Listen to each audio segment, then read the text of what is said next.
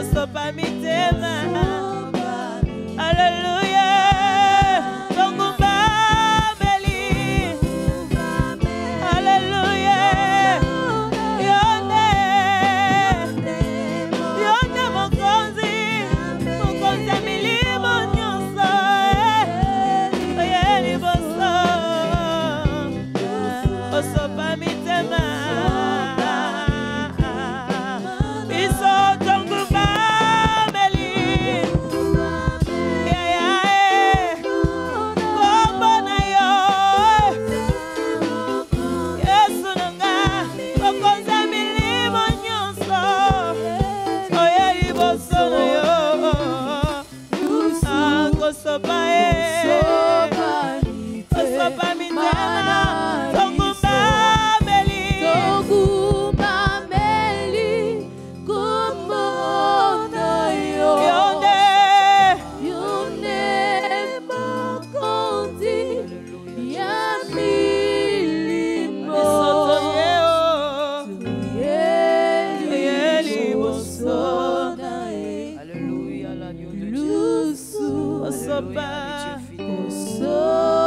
Alléluia, la grâce des hommes.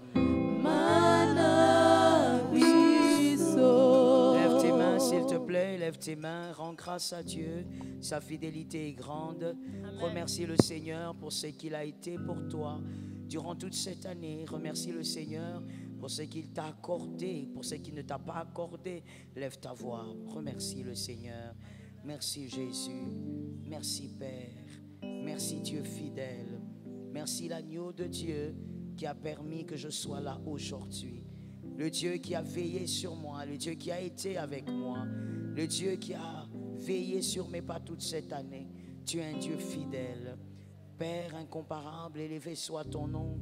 Dieu redoutable, élevé soit ton nom. Secours des âmes, tu es incomparable. Sois béni Jésus. Sois béni le Maître fidèle. Sois béni le Dieu incomparable. Merci Saint-Esprit. Merci Jésus. Tu vas prier pour la parole de ce matin. Que le Saint-Esprit, l'esprit de l'enseignement, l'esprit de la vérité, qu'il t'explique sa parole, qu'il l'interprète. Nous prions au nom de Jésus. Seigneur éternel, merci pour ta parole qui nous donne la vie. Merci pour ta parole qui nous change. Merci pour ta parole qui nous rapproche de toi. Merci pour ta parole, Seigneur, qui ôte le mal, qui arrache la sémence de l'ennemi. Merci pour ta parole qui nous ramène, Seigneur, à te ressembler, qui nous ramène à être comme toi. Seigneur, que cette parole nous amène à considérer les choses comme toi tu le veux. Merci puissant d'Israël pour ce que tu es sur le point de faire dans nos âmes, dans nos intelligences. C'est au nom de Jésus que nous avons ainsi prié. Amen. Amen. Tu es abondamment béni. Amen. Gloire à Dieu. Tu peux acclamer le Seigneur convenablement. Le Seigneur mérite ses vibrations. Gloire à Dieu. Avant de te rasseoir, s'il te plaît, salue ton frère de gauche et de droite. Un bonjour à ton frère, à ta sœur de gauche et de droite. Tu peux saluer et peux-tu lancer une parole de bénédiction aussi? Est-ce que tu peux bénir? Ça serait une bonne chose. Tu as béni, gloire à Dieu. Tu peux donc t'asseoir dans la présence de Dieu. Que l'Éternel t'arrose davantage. Amen. Amen. Jésus est fidèle qui a dit Amen. Amen. Jésus est bon qui a dit Amen. Amen. La fidélité de Dieu est grande. Ce que tu es aujourd'hui, ce n'est que la grâce de Dieu. Et cette grâce, nous reconnaissons qu'elle est vraiment grâce. Est-ce que tu peux me dire, de dire à ton frère, à ta sœur, c'est vraiment une grâce? Gloire à Dieu. Dans le cadre du ministère PLG, Powerful Ladies for Jesus, les femmes puissantes pour Jésus, les femmes puissantes, pas pour leur gloire, mais pour Jésus. Je n'ai pas entendu ça. Les femmes puissantes, pas pour épater les gens, mais pour Jésus. Ce ministère donc, qui est un ministère de formation, exclusivement pour la femme, mais évidemment, il y a toujours des hommes violents. Que Dieu bénisse les hommes qui sont là. PLG donc est un ministère de formation. C'est un ministère qui forme la femme qui a été appelée à servir le Seigneur. Servir le Seigneur dans n'importe quel domaine. Aujourd'hui, nous parlons de l'appel et le mariage. Nous sommes dans notre première partie. Il est impossible de terminer cet enseignement en un seul jour. Nous sommes donc à notre première partie. Les sœurs qui sont là-bas, venez vous asseoir ici. Vous n'avez pas de raison pour vous mettre là-bas. Venez vous asseoir ici. Venez vous installer ici. Donc, comme je l'ai déjà annoncé, venez vous installer ici. Comme je l'ai déjà annoncé, c'est une première partie. Nous n'allons pas terminer aujourd'hui, ça sera compliqué. Et je t'exhorte d'avoir un très bon carnet. J'ai dit que c'est un ministère de formation, un ministère d'équipement. Donc nous sommes censés venir avec des carnets pour apprendre et pour aussi enseigner aux autres. La première partie aujourd'hui, l'appel et le mariage. Parlons d'abord de l'appel pour éclaircir les choses. L'appel, c'est une convocation ou encore une élection. L'appel est une convocation ou une élection faite par Dieu. C'est Dieu qui choisit, c'est Dieu qui appelle. Il vous appelle dans le corps du Christ pour l'intérêt du royaume. Vous servez le Seigneur dans l'intérêt du royaume. C'est pour le royaume des cieux que vous êtes appelés. Vous n'êtes pas appelés pour vous enrichir. Vous êtes appelés pour servir le royaume. Et c'est Christ qui appelle. Servir Dieu dans le corps du Christ, dans ton domaine. Dieu peut t'avoir appelé pour servir, pour le servir dans le domaine du protocole, dans le domaine du nettoyage dans une église locale. Il peut t'avoir appelé pour servir dans le domaine de la musique, c'est l'évangélisation. Il peut aussi t'avoir appelé pour servir dans la pastorale, dans l'évangélisation, dans le ministère doctoral. Tout dépend donc de ce que Dieu a accordé à ta vie. Chacune dans son ministère. Chacune selon son appel. C'est Dieu qui appelle. Sois toujours fier de ce que tu fais pour Dieu. Je vais répéter ça. Sois toujours fier de ce que tu fais pour Dieu. Dans le service de Dieu, il n'y a personne qui est moindre. Dans le service de Dieu, il n'y a pas un service qui est un service méprisable. Tout service de Dieu est honorable. C'est pourquoi j'ai dit, dans le nettoyage dans une église locale, dans la maintenance dans une église locale, tu mérites beaucoup de respect. Tant que c'est Jésus qui est là, tu mérites beaucoup de respect. Psaume 68, 12. Malgré que chacune d'entre nous, nous sommes appelés pour servir Dieu dans un domaine bien précis, mais dans les psaumes 68, 12, il faut avoir la Bible parce qu'il faut vérifier ce qui est dit. Si ce qui est dit est correct. Psaume 68, 12. Voici ce que le Seigneur dit, je lis au nom de Jésus. Le Seigneur dit une parole, et les messagères de la bonne nouvelle les sont une grande armée. Je reprends la parole parce qu'il y a des gens qui n'ont pas dit amen. Le Seigneur dit une parole, et les messagères de la bonne nouvelle le sont une grande armée. L'Éternel a dit une parole. Une parole a été déclarée par le Seigneur Jésus. Et les messagères de la bonne nouvelle sont devenues une grande armée. Quelle est cette parole qui a été révélée dans la Nouvelle Alliance? Ici, nous sommes dans l'Ancienne Alliance. C'est un verset prophétique déclaré par le psalmiste, mais cette parole a été révélée dans la Nouvelle Alliance. Ce n'est rien d'autre que Matthieu 28, 19, la grande commission. Matthieu 28, 19, là maintenant le Seigneur révèle la parole qu'il a cachée dans l'Ancienne Alliance, il la révèle ouvertement dans la Nouvelle Alliance. Matthieu 28, 19. Vous avez des Bibles, n'est-ce pas? Vous avez des Bibles, n'est-ce pas? C'est un lieu de formation. Matthieu 28, 19, la Bible dit, Christ est en train de dire, allez, allez. Je ne vous écoute pas ici. Vous êtes plus près de moi, je devais vous entendre. La Bible dit, allez, faites de toutes les nations mes disciples.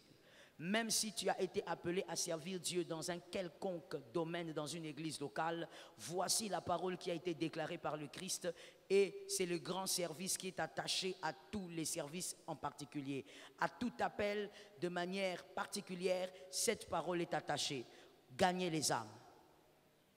Même si dans ton église, tu sers le Seigneur dans un département d'intercession, la grande mission de tout appelé, c'est de gagner les âmes. Non, je n'ai pas entendu. Dis à ta voisine, il faut dire amen quand c'est la vérité. La parole qui a été déclarée dans les psaumes, par le psalmiste, la révélation reçue, est ouverte et dévoilée dans la nouvelle alliance. Nous sommes des messagères de la bonne nouvelle. La fin de l'année, je vois qu'il y a beaucoup d'agitation au milieu des enfants des dieux et même d'autres. Je vois beaucoup d'agitation, mais j'aimerais savoir, par rapport à cette année, combien d'âmes tu as amenées à Jésus?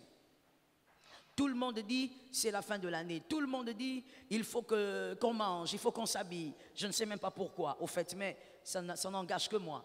Tout le monde dit, il faut.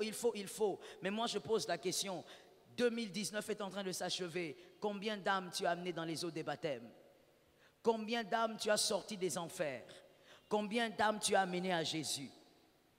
Et là, je suis en train de parler de tout service confondu. Peu importe ce que tu fais dans une église locale, voici la parole qui a été prononcée par l'Éternel. Allez, faites de toutes les nations mes disciples. Combien d'âmes? Tu vas entrer en 2020. Qu'est-ce que les anges vont écrire? Combien d'âmes tu as amenées au Seigneur en 2019? Annoncer l'évangile du Seigneur. Il ne faut pas être pasteur pour ça. Il ne faut même pas tenir un micro pour ça. Il faut seulement vous mettre devant une porte ou vous mettre devant une rue et annoncer Jésus. Vous mettre dans votre quartier, sur votre avenue, annoncer Jésus.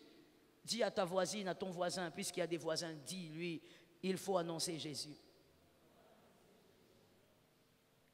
C'est ça même la grande mission qui est accordée à tous les appelés. Et généralement, nous sommes tellement cantonnés dans nos services, dans les églises locales, que nous oublions la grande mission. La grande mission n'est pas d'amener les âmes à l'église. La grande mission, c'est de gagner les âmes pour le ciel. Je répète ça parce qu'il y a quelqu'un qui n'a pas entendu. Jésus t'a appelé à servir. J'étais en train de poser une question. Jésus t'a appelé à servir? S'il t'a appelé à servir, donc tu comprends ce que j'ai dit. La grande mission n'est pas d'évangéliser pour d'abord apporter les âmes dans une église locale quelconque. Mais la mission qui a été prophétisée dans les psaumes 68, c'est d'abord une mission pour amener les âmes au ciel. Si tu prêches l'évangile dans le bus et que quelqu'un reçoit Jésus-Christ dans le bus, gloire à Dieu, tu as introduit quelqu'un au ciel. Ton amen est bizarre. L'essentiel, c'est d'abord d'amener les âmes au ciel. Est-ce que c'est clair? Et donc, de manière globale, c'est d'abord ça la plus grande mission. Et chacun de nous, bien-aimés, comme je l'ai dit au début, est appelé à accomplir cette mission selon son appel. Un autre est un intercesseur ou intercesseuse. Une autre encore est au protocole. Mais peu importe ce que vous faites comme service dans une église locale, vous êtes appelé à évangéliser, à annoncer l'évangile. Quelqu'un m'entend? Avant d'aller acheter un vêtement pour la fin de l'année, je ne sais même pas pourquoi tu vas le faire, mais si tu es libre de le faire, tu dois aussi penser au fait que tu n'as pas amené d'âme au Seigneur cette année. Ça doit beaucoup t'interpeller. Et il est important que la femme comprenne ça. Parce que des fois, les femmes dans les services des dieux, vous avez tendance à croire que gagner les âmes, c'est pour les hommes. Mais en même temps, vous dites, Dieu nous a aussi appelés. Dieu ne vous a pas appelés pour crier dans l'église. Dieu ne vous a pas appelé seulement pour toucher des micros. Dieu vous a appelé pour gagner les âmes. Autant un pasteur homme peut gagner 15 âmes et baptiser. Toi, pasteur femme, combien d'âmes tu as gagné cette année? Toi, évangéliste femme, combien d'âmes tu as gagné cette année? Tu es allé dans les eaux des baptêmes cette année? As-tu baptisé les âmes cette année? Mais il y a des pasteurs hommes qui ont baptisé les âmes. Si vous revendiquez le ministère, revendiquez aussi les bénéfices du ministère. Les bénéfices du ministère, ce n'est pas rouler carrosse, c'est gagner les âmes. J'ai dit à une femme, gagne les âmes. Tu vois pourquoi juste à côté de toi, il y a peut-être une chaise vide? Parce que tu ne sais pas gagner les âmes. Gagne les âmes. Sors dans les rues, prêche l'évangile. Quand tu montes dans un taxi, est-ce que tu penses gagner les âmes ou tu mets les écouteurs pour écouter la musique? Qu'est-ce que tu fais quand tu montes dans un bus? Qu'est-ce que tu fais quand tu montes dans un avion? Tu mets les écouteurs parce que tu veux gagner du temps, que tu écoutes, je ne sais pas, un musicien quelconque, au lieu de gagner les âmes. Est-ce que celui qui est à côté de toi est gagné à Jésus? Qu'est-ce que tu fais? Même dans ta propre famille, au lieu de te créer des adversaires au nom de l'évangile, qu'est-ce que je veux dire? Au lieu de dire que ta tante est sorcière et de t'éloigner de ta tante, prie pour elle, essaye de gagner son âme. Jésus est au-dessus de toute sorcellerie. C'est bizarre. Je disais, Jésus est au-dessus de toute sorcellerie. Si je suis dans une réunion des servantes, je dois le sentir. Jésus est au-dessus de toute sorcellerie. Il est au-dessus de tout maraboutage. Il est au-dessus de tout gris-gris. Tu ne peux pas, au nom d'une certaine sorcellerie, fuir une tante en disant, toi tu es chrétienne, elle est du ténèbre. Si elle est dans les ténèbres, ta mission c'est de sauver les gens des ténèbres. C'est ça ta mission. Gagne les âmes. Voilà pourquoi, bien-aimé, je viens directement pour dire à une femme, l'appel n'est pas une question de revendication. Tu n'as pas besoin de crier, de revendiquer ton appel, de dire, je suis appelé. Nous verrons que tu es appelé par les âmes que tu gagnes. Nous verrons que tu es appelé par les âmes qui sont transformées dans ton service. Même quand tu es responsable de l'intercession, tu diriges l'intercession. Est-ce que les personnes que tu diriges vivent la transformation? Est-ce qu'il y a des gens dans ce département d'intercession qui peuvent reconnaître qu'elles ont vécu une transformation depuis qu'elles prient, depuis qu'elles sont dans ton département? Parce que toi-même tu les influences. Un appelé, bien-aimé, doit agir sur le terrain comme un appelé. Et cela est focalisé d'abord sur les âmes. Gagner les âmes. Et par le Saint-Esprit, les âmes seront transformées. Deuxièmement, on a parlé de l'appel. Deuxièmement, on parle du mariage, puisque c'est l'équilibre entre l'appel et le mariage. Le mariage. Que dit la parole de Dieu? Qu'est-ce que la parole de Dieu pense de la femme et du mariage? C'est important de comprendre ça et de suivre. Pendant ce temps-là, je sais que les protocoles sont en train de distribuer des papiers pour ceux qui n'en ont pas, parce qu'il y aura un temps de questions.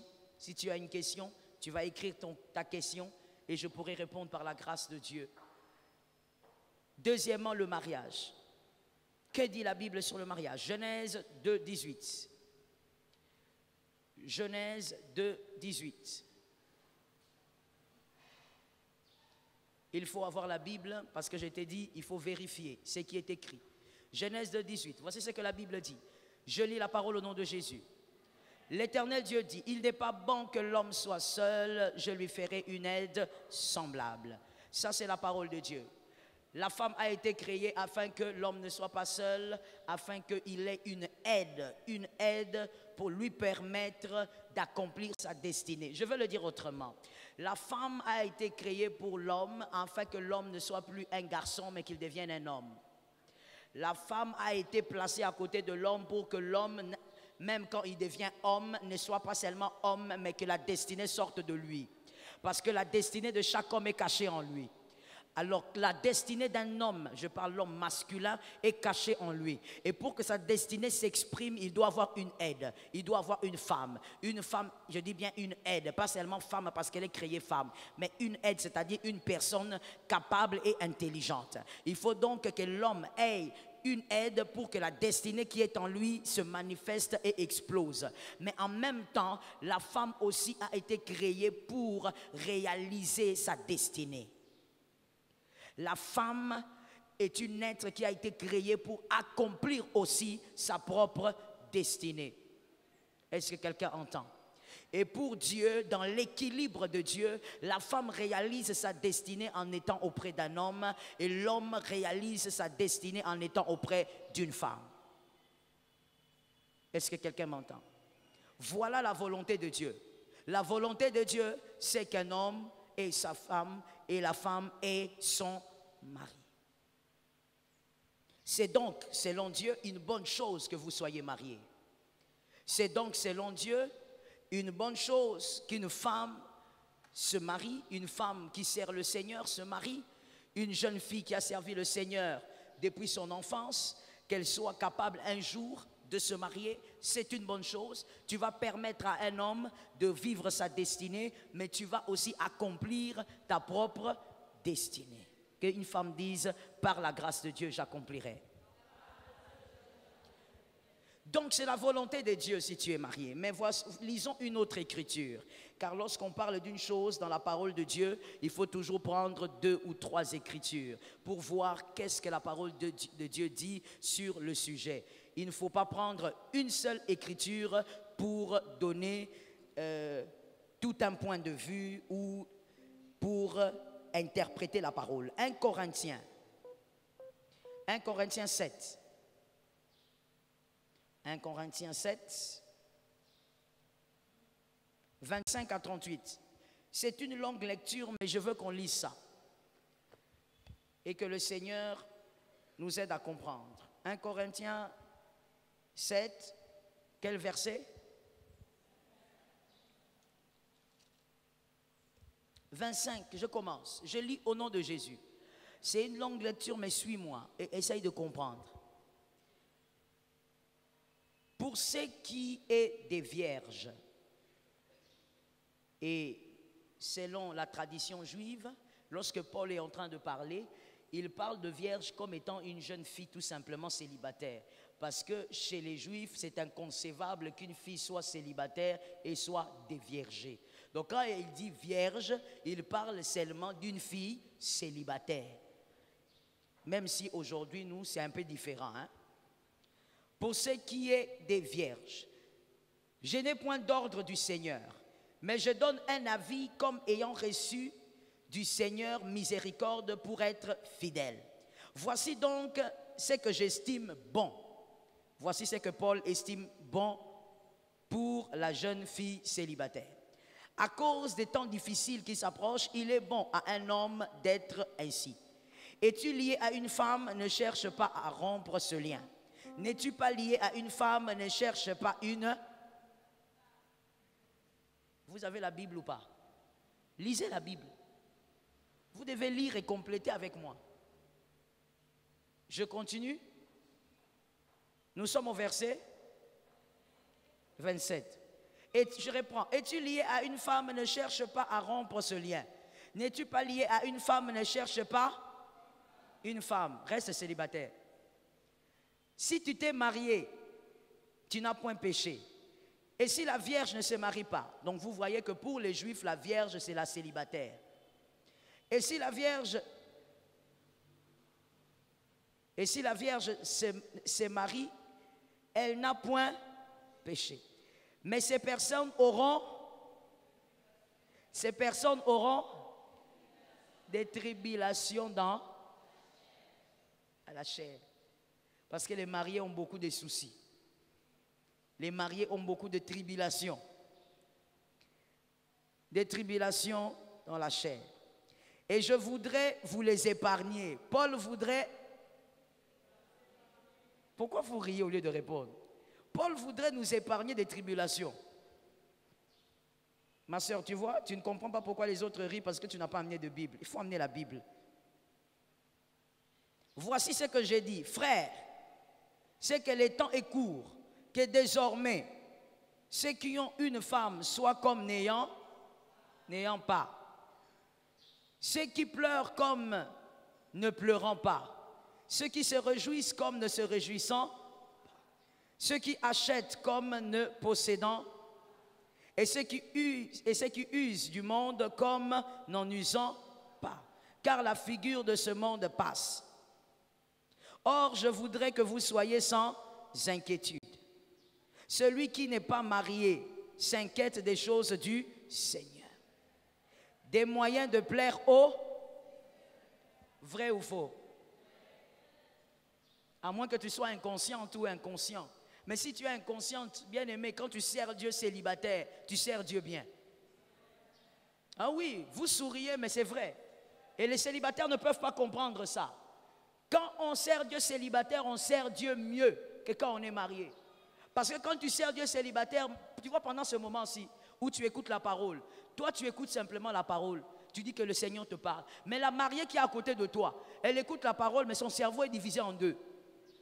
Elle écoute la parole, mais une partie de son cerveau, de ses neurones, elle est en train de réfléchir à comment je vais faire pour mon mari à 13 h.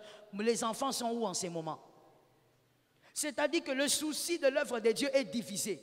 Pourquoi? Parce qu'elle est mariée. L'apôtre Paul a raison. Quand on sert Dieu célibataire, on s'inquiète pour les choses du monde. Nous sommes à quel verset? 33. Vous avez raison. Maintenant 34. Il y a de même une différence entre la femme, il parle d'une femme mariée, et la vierge. Vous voyez comment l'apôtre Paul présente? Il dit la femme, et quand il parle de la femme, il parle d'une femme mariée. Mais pour la célibataire, il ne dit pas célibataire, il dit la vierge. Parce que chez les Juifs, une célibataire est nécessairement vierge. Il en est une différence entre une femme et la vierge. Celle qui n'est pas mariée s'inquiète des choses du Seigneur afin d'être sainte de corps et d'esprit. Et celle qui est mariée s'inquiète des choses du monde, maman, c'est vrai. Des moyens de plaire à... Problème sur problème. Des moyens de plaire à... N'est-ce pas que plusieurs fois tu es venu au culte en retard parce que tu préparais? Merci pour la sincérité. Toi, tu n'as pas dit oui parce que tu es hypocrite ou bien. N'est-ce pas que plusieurs fois tu es venu en retard parce que ton mari a dit cire d'abord les chaussures? Tu n'avais pas le choix. Lorsqu'on est marié, on sert le Seigneur, mais on s'inquiète aussi des choses du monde.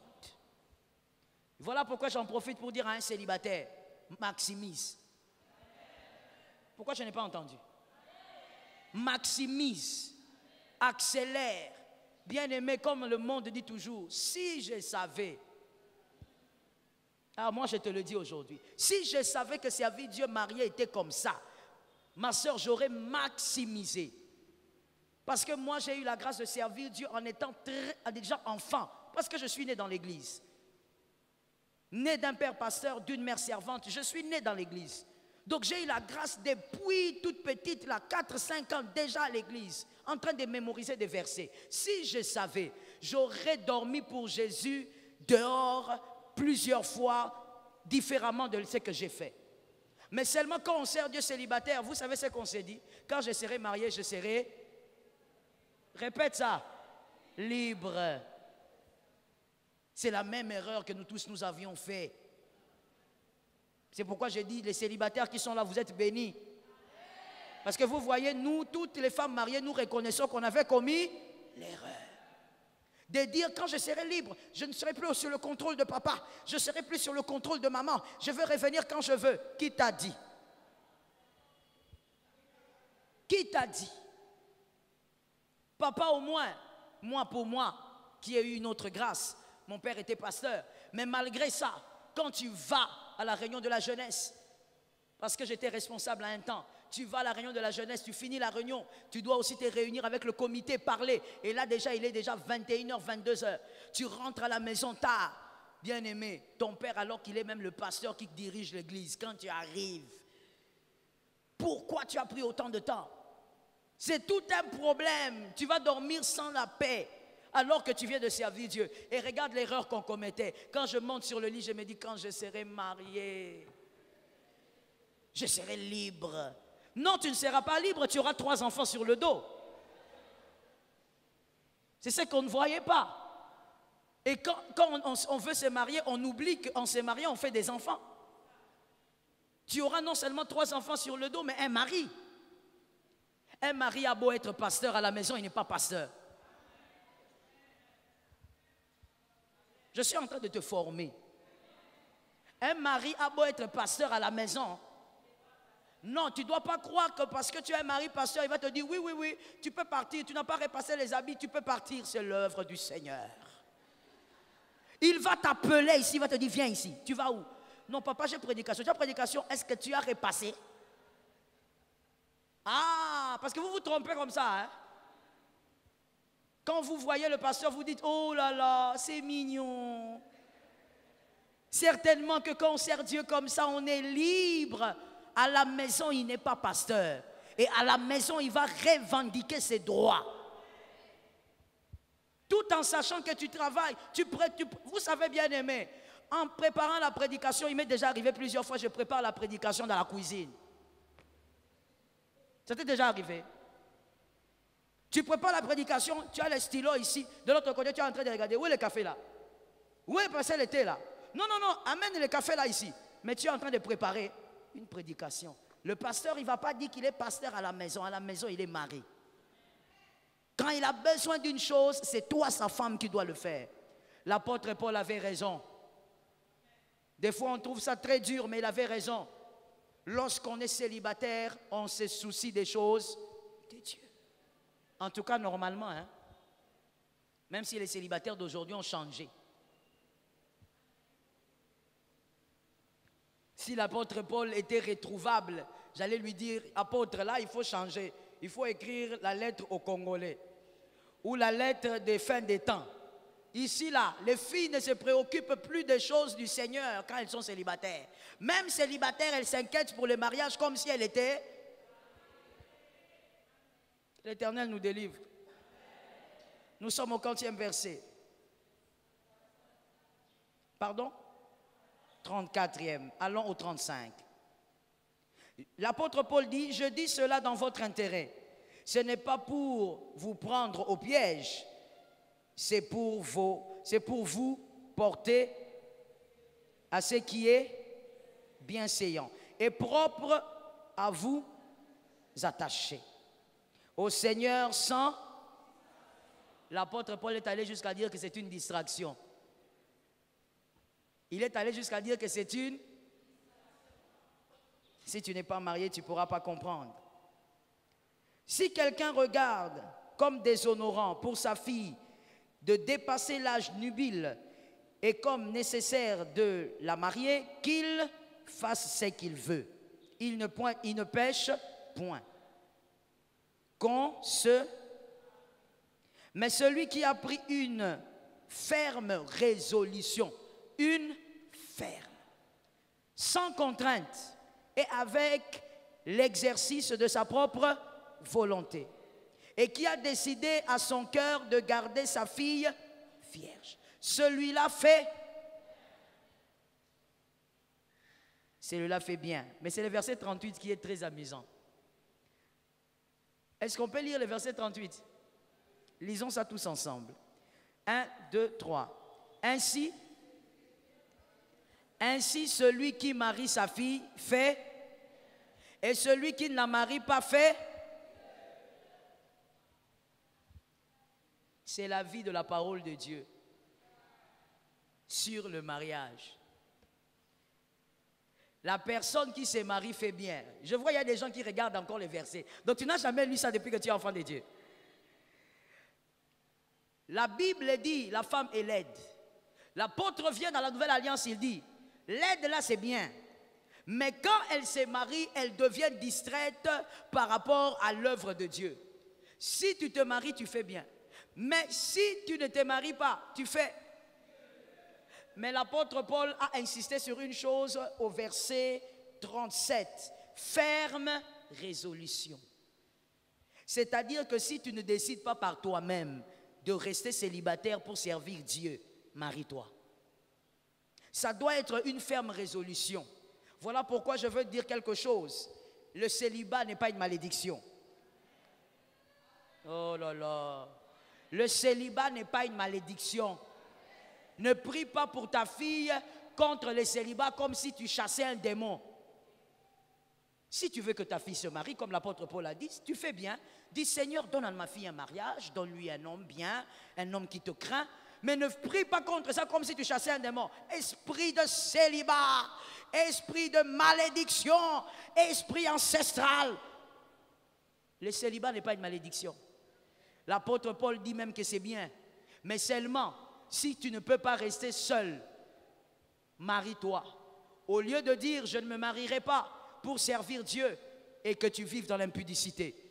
Au lieu de brûler dans la chair, marie-toi. Est-ce que quelqu'un m'entend? Le célibat d'une femme qui veut servir Dieu doit être un célibat volontaire, mais une ferme décision. Tu ne dois pas dire que je vais rester seul pour servir Dieu et après on te voit dans les coins des rues avec des hommes un peu bizarres. Tu vas aller en enfer, ma soeur. La personne qui peut faire ça, même quand c'est un homme, il doit être sûr qu'il ne va pas tomber dans l'impudicité.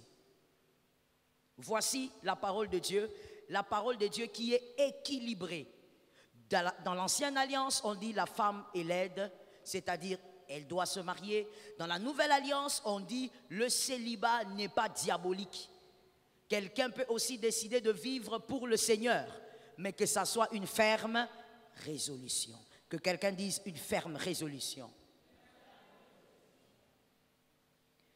Tu dois à tout prix, bien-aimé, par rapport à ta vie, faire les choses qui vont t'amener au ciel. Ne perds pas le ciel. S'il faut te marier, marie-toi. Si tu es marié, ne divorce pas. Je n'ai pas entendu les amens, pourquoi? Il y a un problème ici. Quand c'est une parole qui doit rester dans ta vie, tu dois être capable de dire amen. Si tu es marié, je dis ne divorce pas. Ou alors tu avais déjà le projet.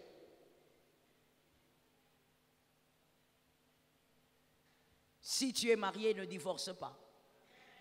Si tu es célibataire, tu veux te marier, marie-toi pour ne pas vivre dans le péché. Si tu veux rester célibataire à vie, sois sûr que tu ne tomberas pas dans l'impudicité. Que ça soit un célibat parce que tu veux servir le Seigneur, te concentrer sur le Seigneur, mais si tu sens que tu ne peux pas, maman, calme-toi, attends cet homme-là, va te marier.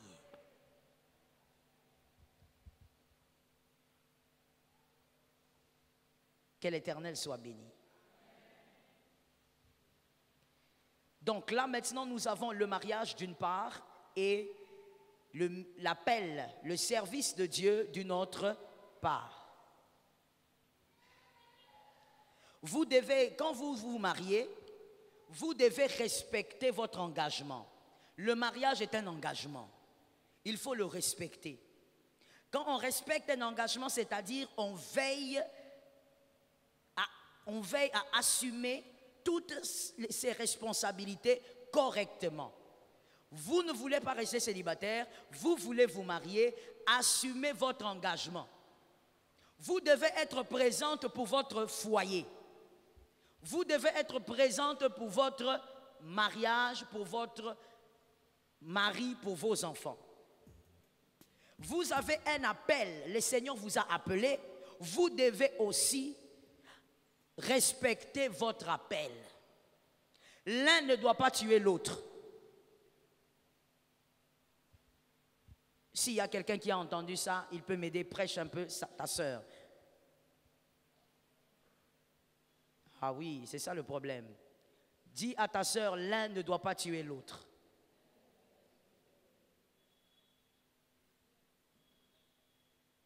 Je répète encore pour toi, l'un ne doit pas tuer.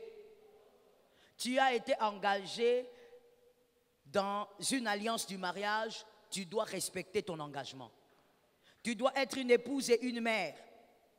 Mais en même temps, tu as été appelé à servir Jésus, tu dois aussi accomplir ton appel pour ne pas désobéir à Dieu. Tu dois être capable de faire de cet homme l'homme que Dieu attend de lui, puisque tu es marié. Mais tu dois aussi être capable de gagner les âmes. Tu dois être capable de servir dans le ministère que Dieu t'appelle.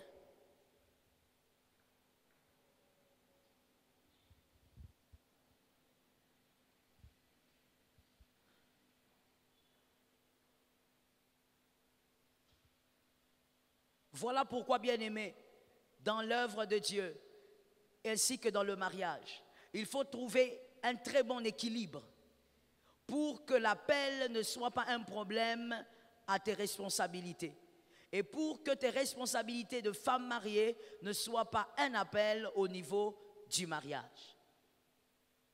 Trouver un équilibre pour vivre les deux choses dans la paix. Est-ce que quelqu'un m'entend?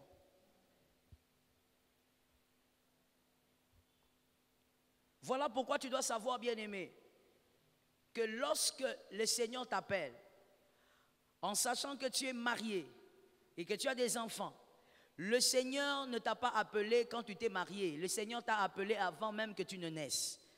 D'accord? L'appel vient avant même que vous ne soyez. Avant même que vous ne naissiez, le Seigneur vous a appelé. Mais écoutez, quand l'Éternel t'appelle, c'est par rapport aux capacités qu'il t'a données, c'est par rapport même à ta force émotionnelle, c'est par rapport à ton intelligence. Toutes ces choses entrent en jeu. Dieu tient compte de toutes ces choses. Voilà pourquoi je ne peux pas faire l'œuvre que toi tu fais. Parce que je n'ai pas été capacité comme toi. Toi, tu as été capacité d'une manière dont moi, je n'ai pas été capacité. Tu ne peux pas faire le travail de ta voisine parce qu'elle a été équipée d'une certaine manière et c'est à elle de faire ce travail. C'est comme ça qu'une femme mariée aussi doit tenir compte de ça quand elle est mariée. Elle doit tenir compte du fait que Dieu l'a appelée selon ses capacités émotionnelles, selon ses charges, selon ses responsabilités. C'est comme ça qu'une femme mariée qui doit servir le Seigneur ne peut pas faire des enfants n'importe comment. J'attends. J'attends encore. Une femme mariée, déjà bien aimée, la science nous le démontre, qu'il faudrait avoir une sexualité responsable. Quand vous êtes même quand vous êtes célibataire, on vous dit ça. Mais dans le Seigneur, nous savons qu'un célibataire ne peut pas avoir des relations sexuelles. Les célibataires sont où? Mais vous n'avez pas dit amen, c'est quoi le problème? Vous venez de quelque part. En tant que célibataire, vous ne pouvez pas avoir de relations sexuelles. Selon le Seigneur, ce n'est pas correct. Mais en tant que marié, une femme mariée, appelée à servir Dieu, on fait des enfants aussi par rapport à la vision et à la mission que le Seigneur vous a donnée. On ne fait pas des enfants parce qu'avec un slogan un peu bizarre, les enfants sont une bénédiction. J'ai dit amen, ce sont une bénédiction. Mais bien aimé, manger aussi est une bénédiction. Mais en mangeant, il y a l'excès des tables. Il peut y avoir l'excès des tables si tu ne gères pas bien ta manière de manger. Mais au départ, manger était une bénédiction. Manger est une bénédiction, oui ou non? Manger est une bénédiction, oui ou non? Ça vous fait plaisir de manger, n'est-ce pas? Quand vous mangez, vous n'avez pas un plaisir? Ça fait du bien de manger. Mais l'excès des tables aussi existe. C'est-à-dire que même en mangeant, vous devez manger avec modération. Les enfants sont une bénédiction, oui, mais les enfants ne doivent pas être faits en désordre. Parce que vous avez une mission à accomplir. Dieu a prévu que tu aies 5 enfants, toi tu en fais 15. Les enfants sont une bénédiction. Et tu dis même, je ne sais pas comment c'est arrivé, c'est grave. Donc en tant qu'épouse déjà, tu as échoué. Comment tu vas faire l'œuvre de Dieu? Tu ne sais pas en tant qu'épouse comment réglementer les naissances. Donc pour toi, quand tu as des relations intimes avec ton mari, c'est comme quand tu manges une mangue, une pomme. Tu ne sais pas réglementer les choses. Toi-même, la femme, tu es étonnée quand tu tombes enceinte. Voyez comment elles sont calmes. Dites amen, les femmes mariées. Vous ne dites pas amen, pourquoi? Tu tombes enceinte, toi-même, tu t'étonnes. On dirait que je suis enceinte. Hein? Les célibataires, il faut m'écouter bien. C'est ce qui se passe. Et toi, par la grâce de Dieu, Dieu te délivre déjà. C'est comme ça que vous verrez des gens dire, non, non, je suis un peu dépassé. Tu es dépassé parce que tu es allé au-delà même de la réserve du Seigneur. Le Seigneur avait prévu 5, toi tu es parti à 15. Oh non, les enfants viennent du ciel. Les enfants viennent du ciel. C'est toi qui dois gérer ton appareil de reproduction. Tu t'étonnes, tu es enceinte. Et tu dis même à ton mari, je suis surprise, hein? On dirait que je suis enceinte. Et des fois, il y a des hommes qui regardent, qui disent, tu es quoi? Je suis enceinte. Comment tu es tombée enceinte? Écoutez maintenant la réponse de la femme. Comment? Comment on tombe enceinte? Et il y a même d'autres qui répondent, c'est toi mon mari, non? Tu es une femme moins intelligente, excuse-moi l'expression. Tu sais, quand ton mari te demande comment tu es tombée enceinte, au fait, il veut tout dire. Hein? Il veut dire, mais attends, c'est toi la femme, c'est à toi de réglementer certaines choses. Je suis certes ton mari, mais écoute, c'est à toi de savoir que maintenant, on ne peut pas faire d'enfant. Mais il y a des femmes qui, elles crient, Dieu m'a appelé, je suis diaconesse à l'église, je suis diaconesse. Surtout les diaconesses, elles ont des problèmes, ces femmes-là. J'ai grandi dans l'église, je sais ce que c'est. Les diaconesses sont toujours un peu étranges. Que Dieu soutienne. Je suis diaconesse. Dieu m'a appelé dans cette église. C'est moi qui mets l'ordre et tout ce que vous voulez. Mais en même temps, tu dis, oh, maman diaconesse, on ne t'a pas vu au culte hier. En tout cas, Dieu nous a bénis. Une visitation. Toi, tu te dis que peut-être que le Seigneur a ouvert des portes et tout ça. Tu poses la question, quelle est la visitation? Je suis enceinte. Elle a combien d'enfants? Elle a 13. C'est le 14e qui vient. Bien-aimé, je suis venu par la grâce de Dieu mettre de l'ordre dans ta tête. Avoir des enfants, on ne les fait pas comme si on était en train de boire de l'eau. Lorsqu'on a des charges et des responsabilités, on a une vision dans la vie, on fait des enfants parce qu'on veut. Est-ce que quelqu'un m'entend? J'ai entendu 3 amens. Et vous savez quoi? Ce sont les mariés, les célibataires qui disent amen. Les mariés ne diront pas amen. Parce qu'elle s'est déjà retrouvée. Mais tu dois dire amen quand tu te retrouves. Les enfants, on les fait quand on veut. Quand on a une vision, on fait les enfants quand on les décide. À moins que l'Éternel veut te faire passer dans un moment d'épreuve. Tu veux des enfants, mais les enfants ne viennent pas. Là, tu es bien aimé, comme on l'a prêché il y a quelques jours, tu es dans ton décor de la gloire. Ça, ce n'est pas la même chose. Mais quand tu peux faire des enfants, bien aimé, quand on a une vision, malheureusement les hommes ne sont pas là, mais je parle aux femmes. Quand on a une vision, quand un homme a une vision, il ne peut pas être avec une femme qui fait des enfants sans contrôle. Quand on a une vision, on fait des enfants parce qu'on l'a désiré. Parce qu'on a une vision de la vie. On a des choses à faire avec Dieu. Tu as un appel à honorer. Tu fais des enfants parce que tu dis non, maintenant, je crois que je peux en faire. Selon mes charges, mes responsabilités, selon les services que je rends à Dieu, je sens que ça ne va pas handicaper mon travail. Tu fais des enfants. Bien-aimés, il y a certaines choses qui doivent sortir de nos têtes. Ce n'est pas en faisant 15 enfants que tu auras 15 riches. Oh. C'est une mentalité comme ton grand-père, même pas, les grands-pères avaient un peu changé, ton arrière. Non, je fais beaucoup d'enfants parce que les enfants vont m'aider. Oh, Dieu peut en faire un seul et ce seul-là te fait du bien. Tu as vu comment les maris ne disent pas amen, hein? Tout doit être organisé. Pourquoi? Parce que tu as un appel. Parce que tu as des comptes à rendre à Dieu. Parce que tu as une mission, tu as une vision. Celui qui n'a pas de vision, il fait les choses de n'importe quelle manière. Je vais le dire autrement. Celui qui n'a pas une vision, il y a des choses qui le surprennent. Est-ce que quelqu'un m'entend? Il y a des choses qui le surprennent. Mais celui qui a une vision ne doit pas être surpris par certaines choses, surtout par les naissances. Il ne doit pas être surpris. Voilà pourquoi la Bible insiste en disant, celui qui trouve une femme, dans certaines versions on ajoute, celui qui trouve une bonne. D'autres encore, celui qui trouve une femme sage. Une femme sage, c'est une femme qui sait aussi veiller sur ça. Pourquoi j'insiste sur ça? Parce que, bien aimé, la naissance des enfants apporte d'autres charges, apporte d'autres responsabilités. Tu ne peux pas avoir 2, 3 enfants, bien aimés, tu te comportes comme si tu n'en avais pas. Tu as des enfants. Tu ne peux pas abandonner les enfants là pendant que les enfants sont malades, les enfants ont peut-être faim. Tu laisses les enfants à la maison, toi tu dis, je vais évangéliser. Non, c'est ta responsabilité. Tu dois assumer ça.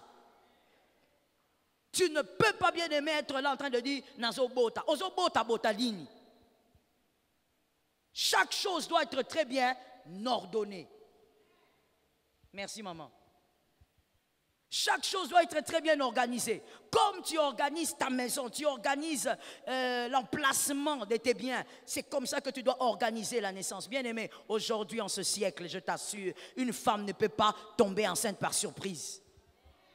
Comment tu fais? Avec tout ce qui existe, tu tombes enceinte par surprise. C'est que tu as une négligence très élevée. Et avec ça, même l'œuvre de Dieu, tu ne vas pas bien le faire. Est-ce que quelqu'un m'entend bien? Comment tu peux prétendre aider les autres quand tu ne sais pas organiser ton propre corps? Ton propre corps, tu ne sais pas comment le contrôler, mais tu veux prétendre organiser le protocole, organiser le service de nettoyage, organiser la musique dans une église, mais ton propre corps, tu ne sais pas le gérer. Non, c'est faux. Tu vas donner un mauvais rendement. Que l'Éternel nous aide à prendre conscience de ça.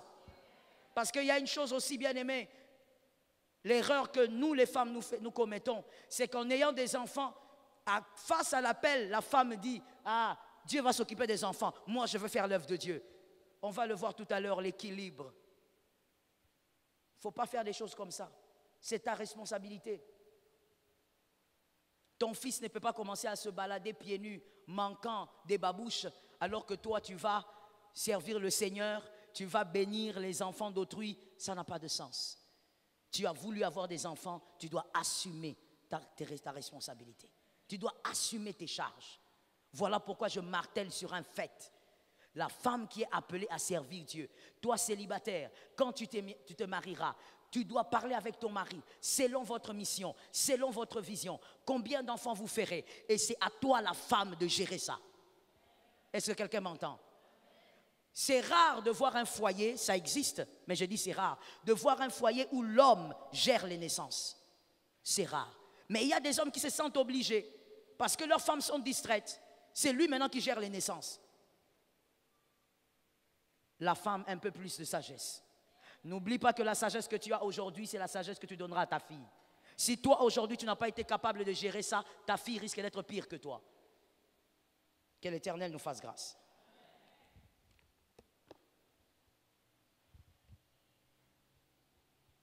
Voilà maintenant l'équilibre selon Dieu. Colossiens 3, 18. Colossiens 3, 18. On va commencer par ce premier verset-là.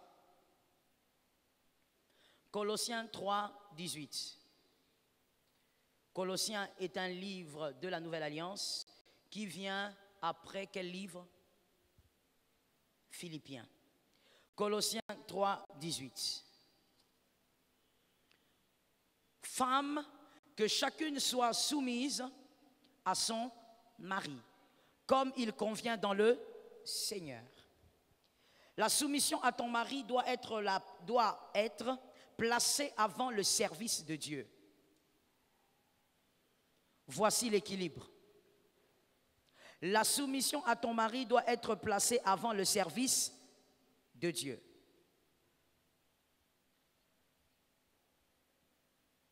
Et on dit bien comme au Seigneur, parce qu'on prend l'exemple de l'Église et Jésus. C'est l'exemple du mariage. Une église qui n'est pas soumise à Christ ne peut pas dire que c'est une église du Seigneur. C'est une église diabolique. Même si on chante les chansons de Dieu, même si on cite le nom de Dieu, mais une église qui n'est pas soumise aux instructions de Jésus n'est pas une église du Seigneur.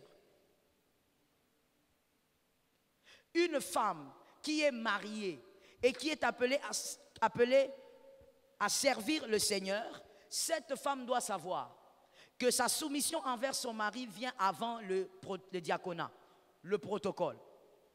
Ta soumission envers ton mari vient avant ta pastorale. Est-ce que quelqu'un m'entend? Maintenant, arrêtez d'écrire, je vais créer la nuance et vous devez comprendre. La soumission à ton mari vient avant le service que tu rends au Seigneur, à l'église ou dans une communauté quelconque.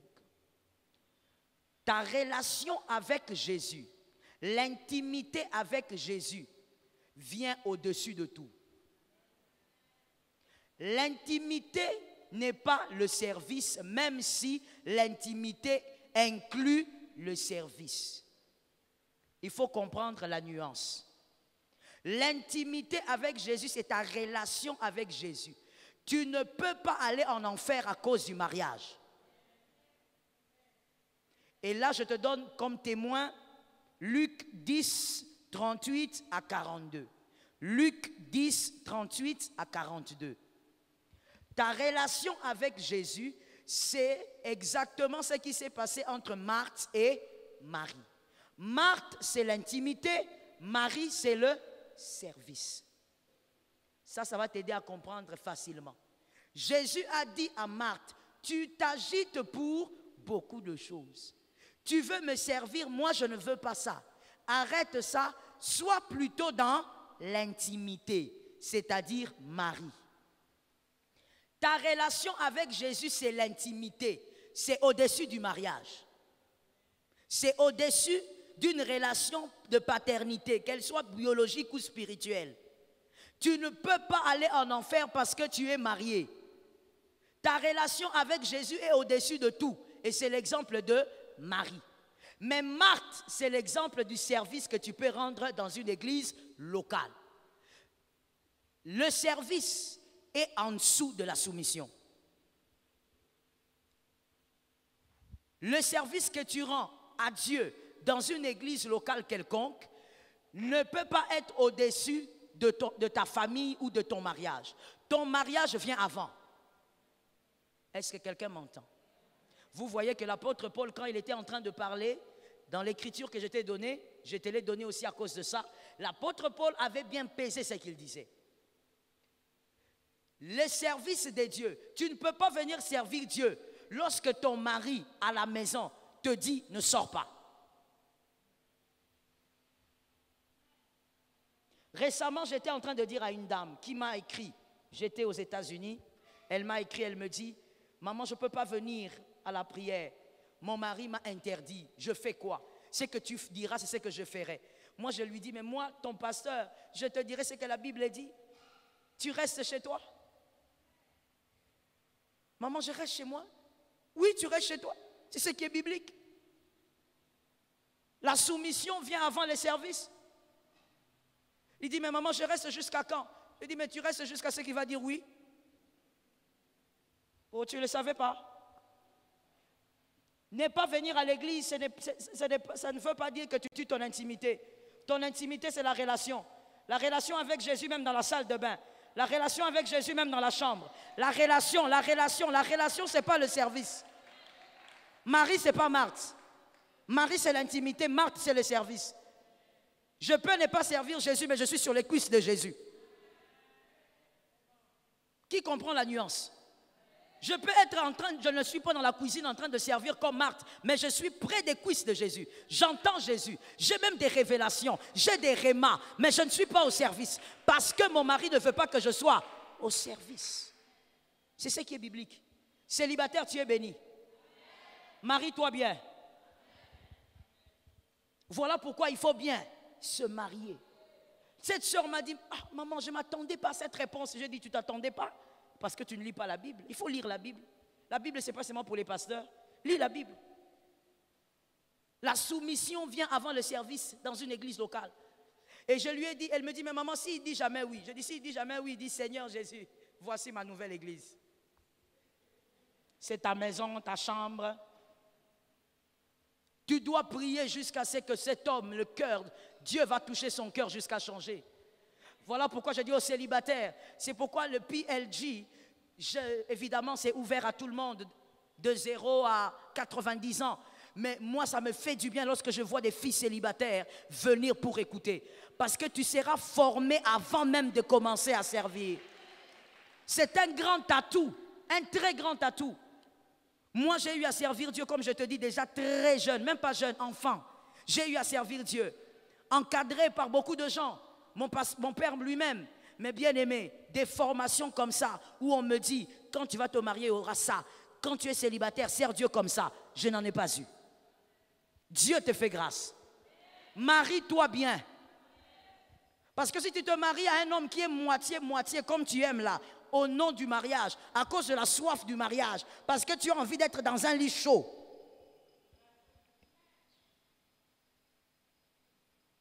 tu seras obligé, bien aimé, à te soumettre quand cet homme te dira aujourd'hui tu ne vas pas au culte. Ne m'appelle même pas pour dire, pasteur, mon mari, s'il est vraiment païen, il ira en enfer. Ça ne sert à rien de dire ça. C'est toi qui prieras pour lui, il n'ira pas en enfer. Voilà pourquoi il faut bien se marier. Dis à une voisine célibataire, même si elle est loin, jette la lance, marie-toi bien. Est-ce que tu as envoyé la lance? Envoie la lance même derrière toi. Dis à une célibataire, marie-toi bien. Tu ne veux pas bien te marier et après cela, tu vas créer un désordre. Non, toi, tu n'es pas enfant de Dieu. Comment tu peux m'interdire? Moi, j'aime Dieu depuis que je suis enfant. Tu veux m'interdire aujourd'hui? Marie-toi bien. Si tu te maries, la soumission est au-dessus du service. Tu es obligé. Même quand tu viens, tu n'as pas envie de venir à l'église avec lui. Il te dit, ah, tu m'attends. Tu viens là, tu boudes. Même si tu boudes, ça ne changera rien. Tu es là, pointé, enraciné, jusqu'à ce que la mort. Quand on déclare cette parole ici, quand on bénit les gens, les filles sourissent. Elles sont contentes.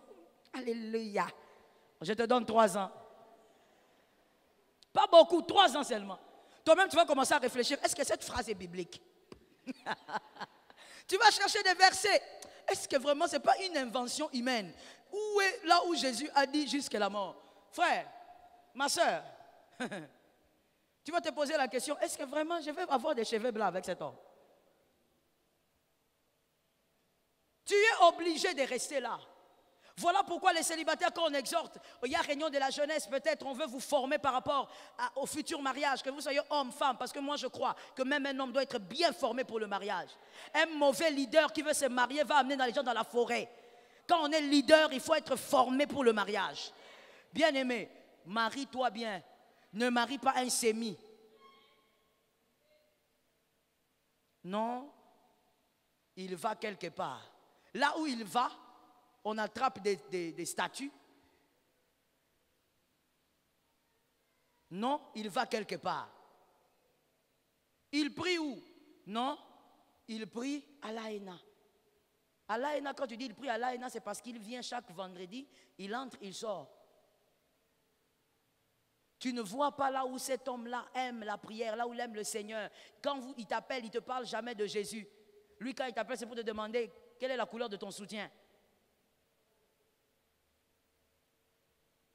Et toi, tu es contente de ça. Quelle est la couleur du soutien? Rouge. Tu réponds aussi. Tu es en train d'aller vers l'enfer. Celui qui va t'épouser va t'empêcher de servir Dieu. Tu auras un grand problème pour servir le Seigneur. Épouse un homme qui est chrétien, qui est enfant de Dieu. Non, j'enlève le nom chrétien là.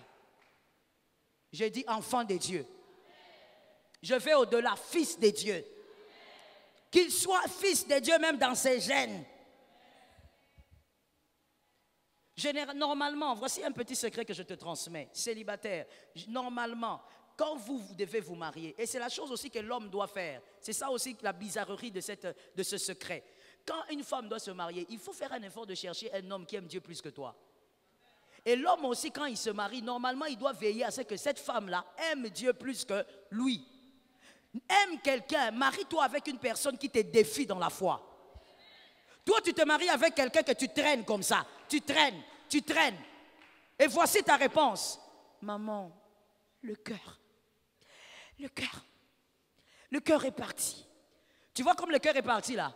C'est comme ça que le cœur aussi va partir. Et l'œuvre de Dieu, tu vas l'abandonner. Je vais choquer. Parce que bientôt je vais terminer. On finit jamais une prédication sans choquer. Il y a des gens qui étaient dans l'œuvre du Seigneur, qui étaient excellents dans l'œuvre du Seigneur. Le mariage les a fait quoi? Refroidis. Ils sont entrés ou elles sont entrées dans une glacière. Avant le mariage, zélées. Mais dès qu'elles se marient, la première chose d'abord qu'elle nous présente, c'est le ventre. Nous disons gloire à Dieu, elle est tombée enceinte. Dès qu'elle va accoucher, je m'occupe du bébé. Quand l'enfant grandit un peu, je suis fatigué. Quand les années passent un peu, j'ai des maux de dos. Et ça évolue. Le mariage t'a éloigné du service de Dieu. Et quand tu arrives dans le mariage, tu t'es refroidi davantage. Et pourtant, il faut trouver l'équilibre. Si tu te maries à quelqu'un qui aime le Seigneur, il va t'aider à servir Dieu. Est-ce que quelqu'un m'entend? Mais voici quel type de femme aussi un homme aide à servir Dieu. C'est une femme qui est soumise chez elle. Une femme qui est soumise dans son foyer. Si tu épouses un enfant de Dieu, il va t'aider à servir Dieu. Il va même t'encourager. Il va même te donner des idées. Toi, tu es dans quel département? Non, je suis dans les départements des femmes. Non, dans les départements des femmes, moi, je pense que tu peux aussi faire ça. Il va même te donner des idées. Pourquoi? Parce que tu as épousé un enfant de Dieu. Pas seulement ça, mais parce que cet enfant de Dieu qui est ton mari retrouve la soumission en toi dans le mariage.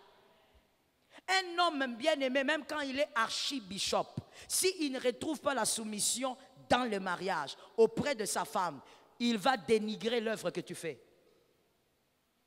Il ne va pas encourager l'œuvre que tu fais. Est-ce que quelqu'un m'entend?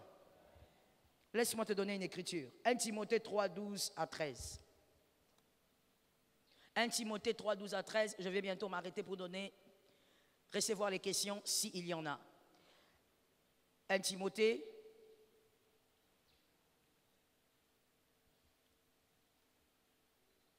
Un Timothée.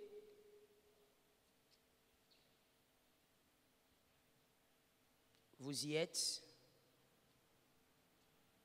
Est-ce qu'on nous a balancé ça? Bien aimé, c'est pourquoi j'ai dit tu dois avoir la Bible. Si on ne nous balance pas ça, c'est compliqué. 1 Timothée combien? 3, 12. Merci. Donc on peut vérifier. 1 Timothée 3, 12. Les diacres doivent être maris d'une seule femme. Quelqu'un d'autre va dire, mais pourquoi on dit diacre, on ne dit pas diaconesse? Je répète encore en disant que ceux qui ont écrit sont des juifs. Et les juifs, lorsqu'ils parlent, ils vont plus parler de l'homme plutôt que de la femme. Parce que dans leur culture, ils ne comptaient pas la femme. Donc ils vont plus parler du diacre, de l'ancien, du pasteur, mais il ne va pas parler de la femme. Le diacre doivent être maris d'une seule femme et bien diriger leurs enfants et leur propre maison. Car, c'est le verset 13 qui m'intéresse, car ceux qui remplissent convenablement leur ministère s'acquièrent un rang honorable et une grande assurance dans la foi en Jésus-Christ. Bien-aimé, le verset 13 est attaché au 12 et le 12 parle de la famille. On parle d'un diacre, c'est-à-dire d'un service dans une église, mais on parle de diacre en parlant de sa famille. On dit voici comment il doit traiter sa famille. Et on dit que en faisant cela, il va rendre un ministère convenable. Le ministère deviendra convenable si dans la famille, le diacre ou la diaconesse est capable de gérer sa famille. Si tu n'es pas capable de gérer ta famille, ton ministère, même si tu le rends que dehors tout le monde t'acclame, devant le Seigneur, ton ministère n'est pas convenable.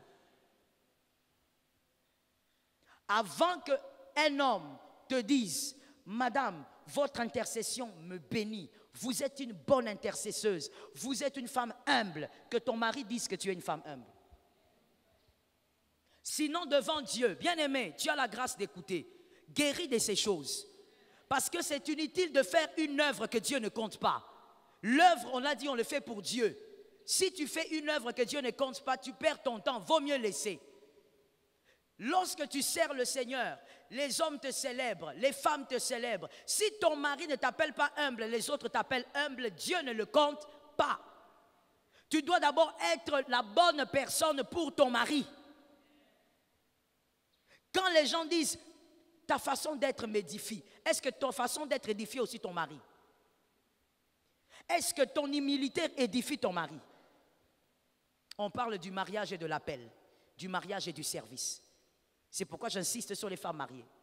Est-ce que lorsque les gens te disent, vraiment, toi, tu es une bénédiction, ton mari, est-ce qu'il peut le dire? Est-ce qu'il dit au fond de lui que vraiment cette femme est une bénédiction? Avant le service, la soumission. Est-ce que quelqu'un m'entend? Le ministère convenable, ministère là-bas bien aimé, veut simplement dire service. Ça ne parle pas forcément du 5 ministères parce que le diacre n'est pas dans les 5 ministères ou le diaconat n'est pas dans les 5 ministères. On parle donc du service. Le ministère convenable l'est lorsque tu sais t'occuper de ta famille. Tu dois être en mesure de t'occuper de ton mari. Tu as voulu te marier, l'apôtre Paul a refusé, toi tu veux te marier. Tu as voulu te marier, occupe-toi de ton mari.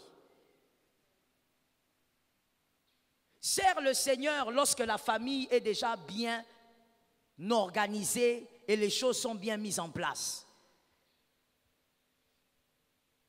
Va servir le Seigneur avec zèle lorsque tu as fini de résoudre les problèmes dans ta maison. Je sens que je dois encore lancer. C'est possible? D'accord. Comme je suis soutenu par les célibataires, ça marche. Les mariés, elles sont devenues aigries. Je dis ceci. Les femmes qui servent les pasteurs, les femmes qui servent les pasteurs, votre cher pasteur, c'est une très bonne chose. C'est chercher une bénédiction particulière que de servir un homme loin, un homme consacré à Dieu. Mais toi, madame, qui sers ton pasteur, tu sais comment servir un verre de jus. Tu sais comment arranger, classer les papiers mouchoirs. Tu as vu comment on a classé ça ici? Tu vois ou tu ne vois pas? Ah, mais je te pose une question, non? Hey, quand ton mari te pose des questions, tu ne réponds pas. Je dis, tu as vu comment on a classé ici? Tu as vu l'ordre? Tu sais comment classer le papier mouchoir quand il s'agit de ton pasteur. Tu sais comment plier le mouchoir. Mais les cinglés de ton mari sont dans un seau avec des asticots. La plupart des femmes qui servent les hommes de Dieu sont comme ça.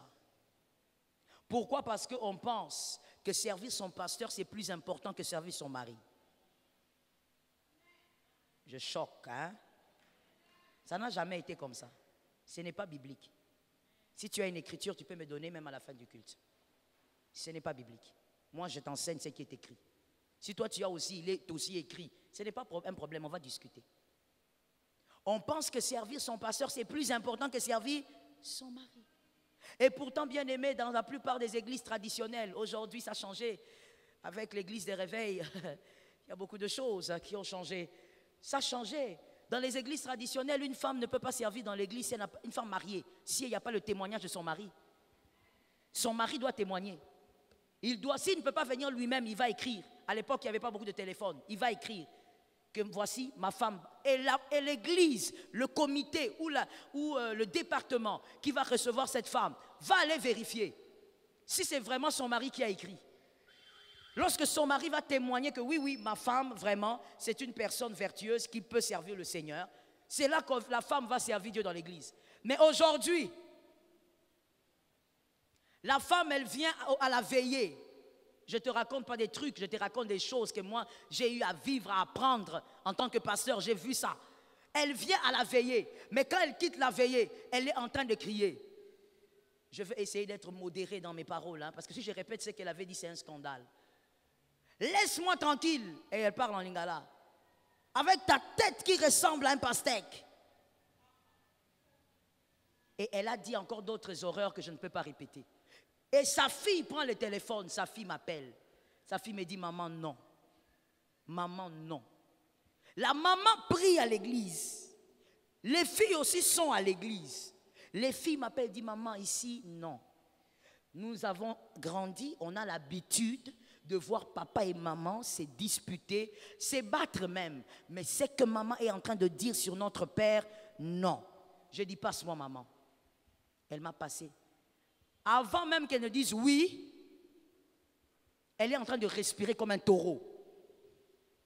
J'ai dit, maman, est-ce que tu peux te calmer?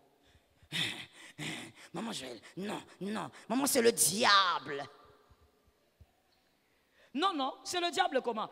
Qui peut épouser le diable? Mais oui, maman.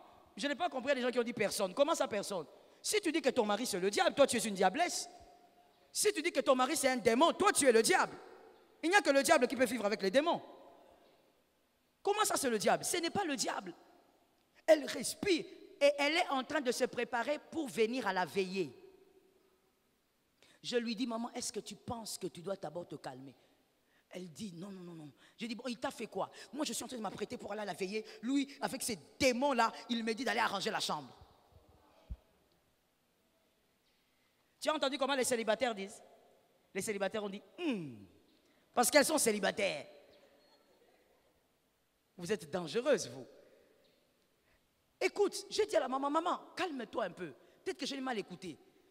Il te demande de faire quoi? Maman, t'as rangé la chambre. Moi, je viens. Moi, je me concentre dans la prière. Je lui ai dit, maman, calme-toi un peu. Tu peux te déplacer? Elle s'est déplacée. Maman, je me suis déplacée. Tu t'es déplacée? Je lui ai dit, est-ce que ton mari t'a dit de te calmer? Il m'a dit, oui. Il m'a dit, mais de me calmer, maman, mais je ne pouvais pas me calmer. J'ai dit, mais pourquoi quand moi je te le dis, tu te calmes? Parce que tu penses qu'on doit du respect au pasteur plus qu'à son mari.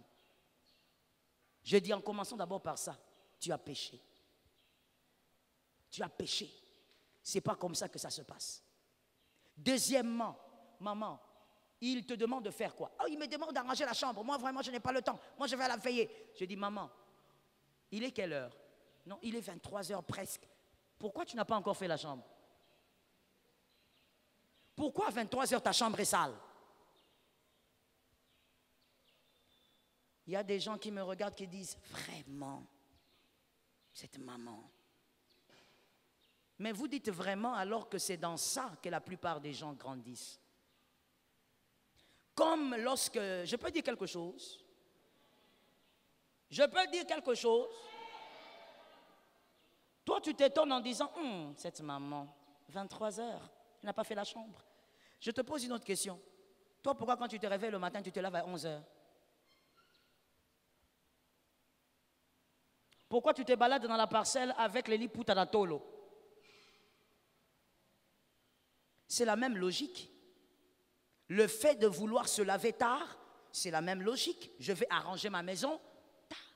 Et peut-être même, je ne veux pas arranger ma maison. Je vais dormir comme ça.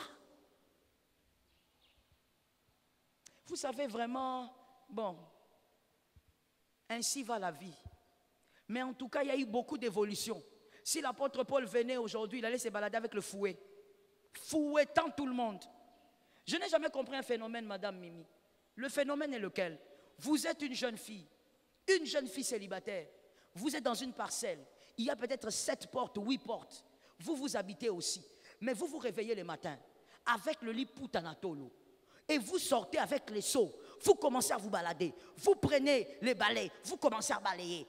Dans la parcelle. Ou carrément, vous prenez un pagne façon. Vous mettez un cinglé façon.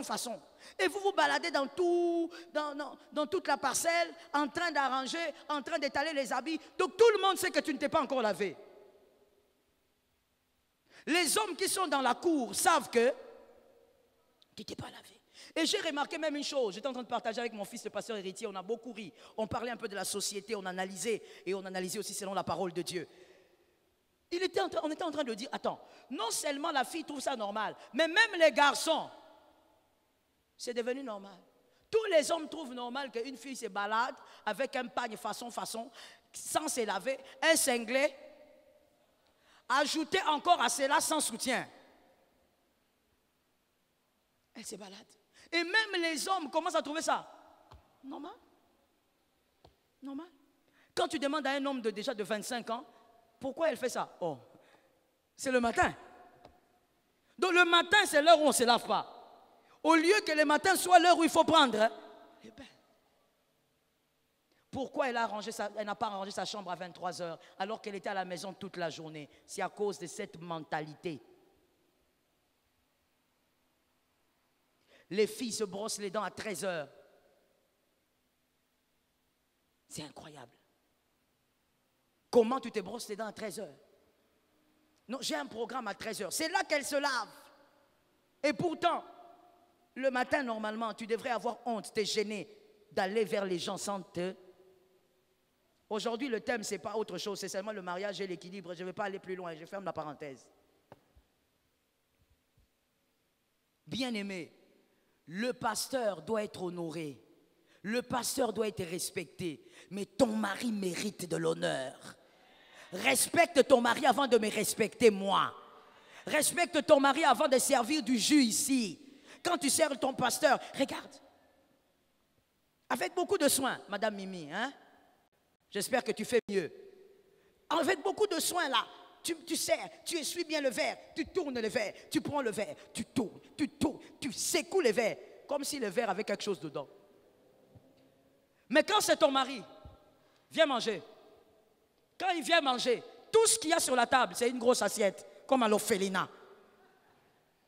Une grosse assiette. Dans l'assiette là, il y a les riz, il y a le saka, il y a les haricots, il y a le poisson qui n'a pas de forme. La tête du poisson regarde en haut, comme s'il est mort dans l'assiette.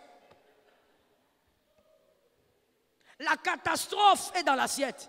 Ton mari ne mange qu'avec les fourchettes quand il va chez les visiteurs. Chez lui, jamais il n'a vu un couteau. Et il y a une femme qui a dit, oh maman, lui il aime manger à la main. Même s'il aime manger à la main, le service, tu dois le faire complètement. C'est comme ça. N'est-ce pas que quand tu as des visiteurs, Madame Mimi, je m'harcèle, hein, je t'harcèle aujourd'hui. Hein, quand tu as des visiteurs, même quand tu ne connais pas comment mangent ces visiteurs, mais tu dresses quand même la table, tu mets des couverts. C'est aux visiteurs de dire, non, non, non, moi je ne préfère pas les fourchettes, donnez-moi de l'eau, je vais laver les mains.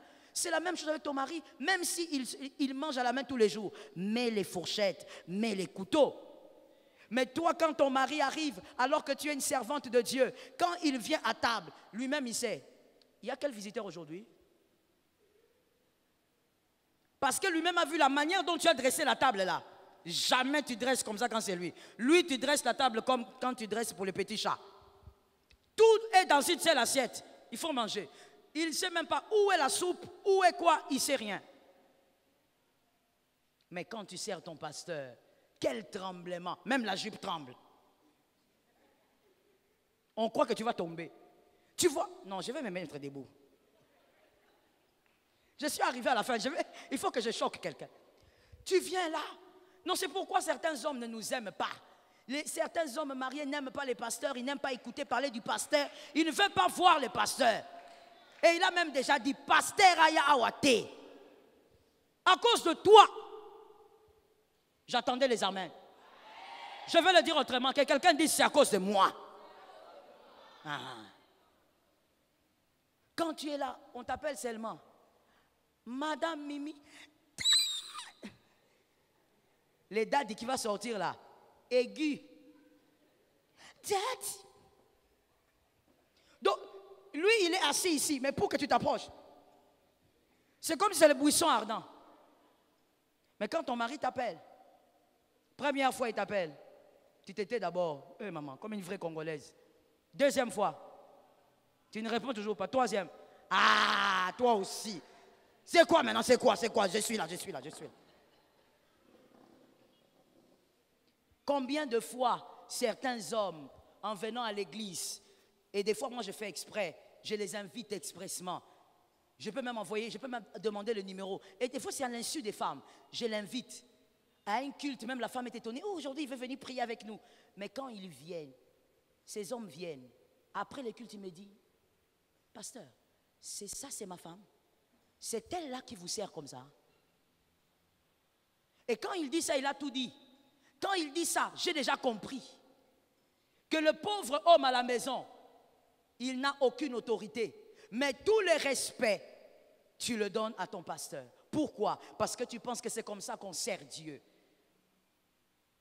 La première personne à dire, ma femme est un enfant de Dieu, comme je l'ai dit, c'est ton mari qui doit le dire. Il doit dire, ma femme est un enfant de Dieu. Comment tu vas gagner les âmes si le témoignage de ton mariage est déjà détruit? Je vais finir en te disant, le diable va utiliser ta négligence pour en faire une arme de destruction. Quand tu iras gagner les âmes, le diable va utiliser la mauvaise réputation que tu as dans ta famille pour détruire le travail que tu feras sur terrain. Évite ça et crée l'équilibre. Organise-toi, respecte ta famille, respecte tes enfants. Si à l'église, bien-aimé, tu es peut-être dans un département de la jeunesse, tu es une femme, tu traites avec les jeunes, tu as l'habitude de câliner les jeunes filles, les jeunes garçons, quand ils ont des problèmes, tu les tiens dans les bras, tu dis je t'aime, ça va aller, Jésus t'aime. Câline aussi tes enfants. J'ai vu des enfants de pasteurs dire, moi maman, j'ai vu mon père en train d'embrasser tel garçon. Moi j'ai 28 ans, depuis que je suis né, il ne m'a jamais embrassé. Mais à l'église, tu es la bonne maman. À l'église, tu donnes des conseils aux filles, tu ne grondes pas. Tu es la maman gentille qui comprend. Quand une fille te dit, j'ai commis l'impudicité, tu dis, oh, Jésus est là. Mais quand tu es chez toi à la maison, même 2 minutes avec ta fille comme ça, il n'y a pas. La personne qui a appris à ta fille à mettre les bandes hygiéniques, c'est ta bonne. La personne qui a appris à ta fille que la sexualité existait, c'est sa tante. Mais toi, tu es une très bonne maman à l'église. Que l'Éternel nous délivre et qu'il bénisse sa parole.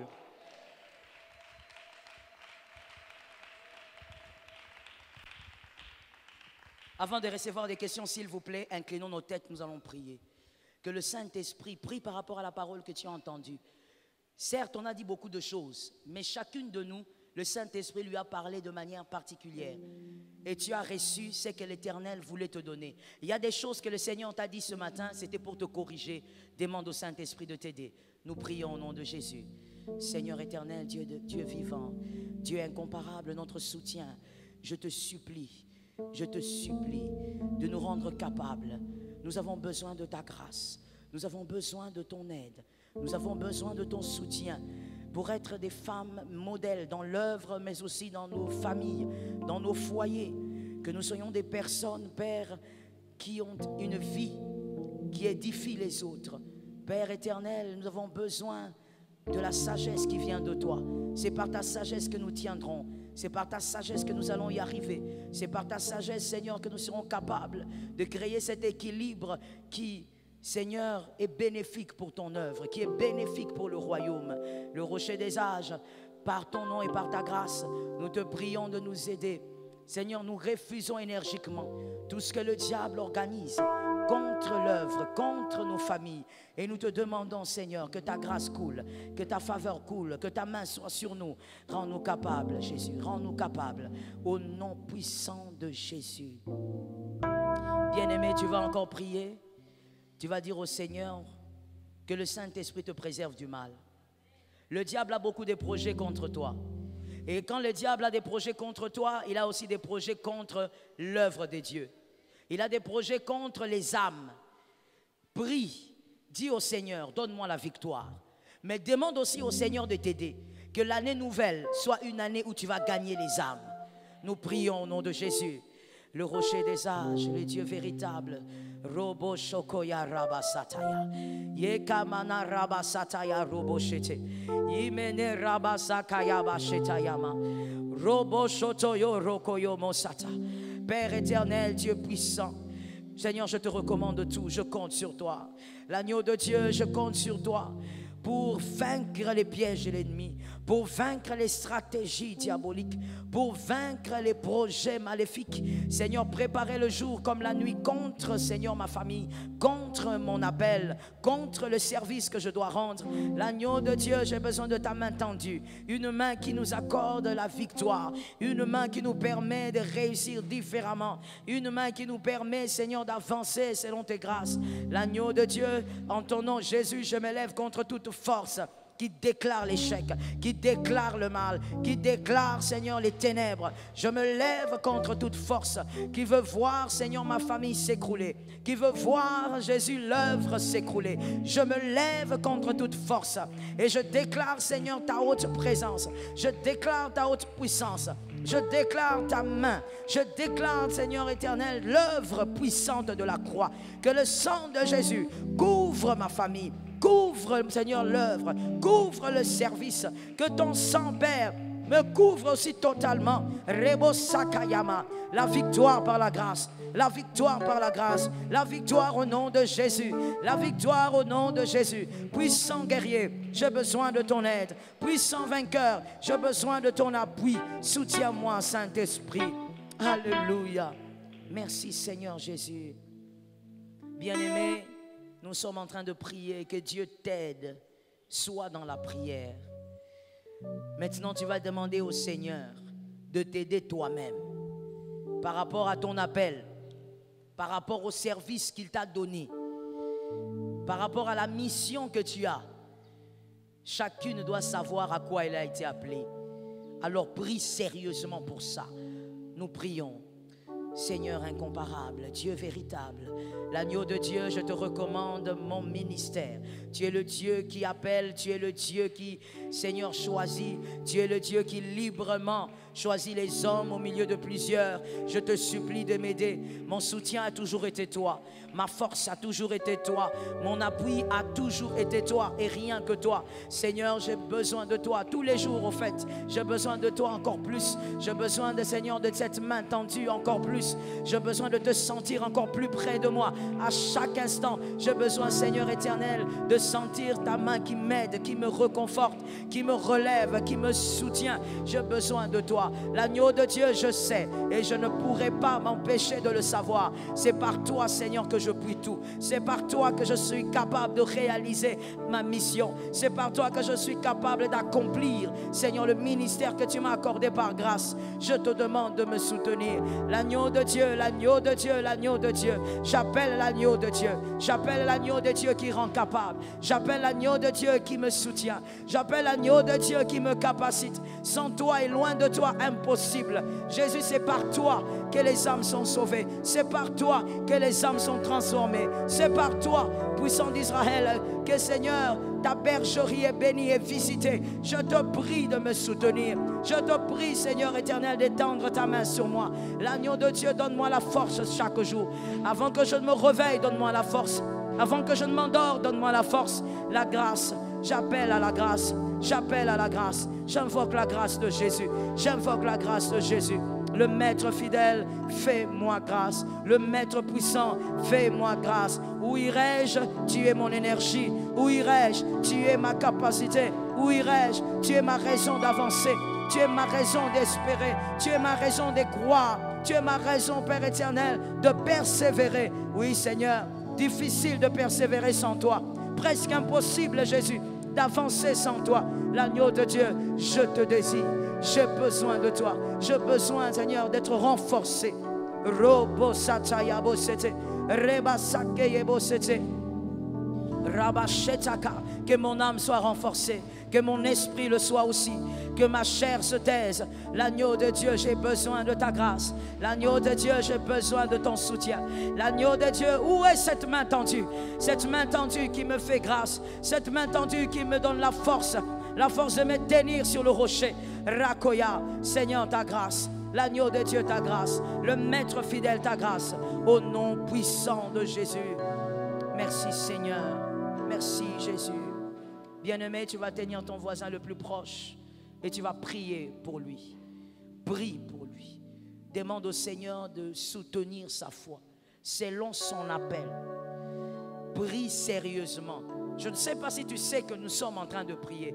Même si tu es assise, là n'est pas le problème. Mais prie, que ton âme soit en prière. Vas-y, prie pour lui. Prie pour elle. Rabo kayama shakayama. Rabababo satayababo sete. Rabababa satayababo sete. Rababa sekayama sete. Rabasata, prie pour lui. Prie pour lui. Prie pour lui. Que le Dieu de grâce agisse. Rababo sekeye mamambo satay. Rababa sakaya babo sete. Prie. Saint-Esprit. Je ne te vois pas en train de prier pour ton frère. Tu ne pries pas pour ta soeur. Prie comme prions pour toi-même. Prie pour son appel. Prie pour son service. Tu ne connais pas, bien-aimé, ces instants de découragement. Elle a besoin de toi. Il a besoin d'une prière. Rabo satayaka. Saint-Esprit, la grâce. Jésus, la grâce.